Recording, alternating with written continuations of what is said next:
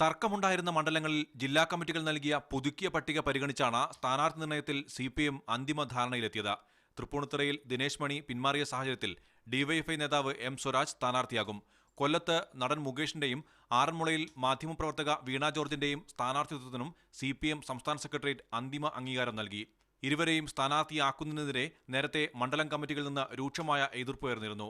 അഴീക്കോട് മണ്ഡലത്തിൽ നിന്ന് മാധ്യമപ്രവർത്തകൻ നികേഷ് കുമാറിനെ മത്സരിപ്പിക്കാനും സെക്രട്ടേറിയറ്റ് യോഗത്തിൽ ധാരണയായി. നികേഷ് പാർട്ടി ചിഹ്നത്തിൽ മത്സരിക്കണമോ സ്വതന്ത്രനായി മത്സരിക്കണമോ എന്ന കാര്യത്തിൽ തീരുമാനമായിട്ടില്ല. ഐഎന്നിൽ നിന്ന് കൂത്തുപറമ്പ് വേങ്ങര സീറ്റുകൾ സിപിഎം ഏറ്റെടുക്കും. കൂത്തുപറമ്പിൽ പി ഹരീന്ദ്രനും വേങ്ങരയിൽ പി ജിജിയും മത്സരിക്കും. ഈ രണ്ട് സീറ്റുകൾക്ക് പകരമായി കോഴിക്കോട് സൗത്ത് മണ്ഡലവും മലപ്പുറവും ഐഎന്നിൽ നൽകും. തർക്കമുണ്ടായിരുന്ന ചെങ്ങന്നൂരിൽ കെ രാമചന്ദ്രൻ നായരുടെയും കായംകുളത്ത് യു പ്രതിഭാഹരിയുടെയും പേരുകളും സെക്രട്ടേറിയറ്റ് അംഗീകരിച്ചു.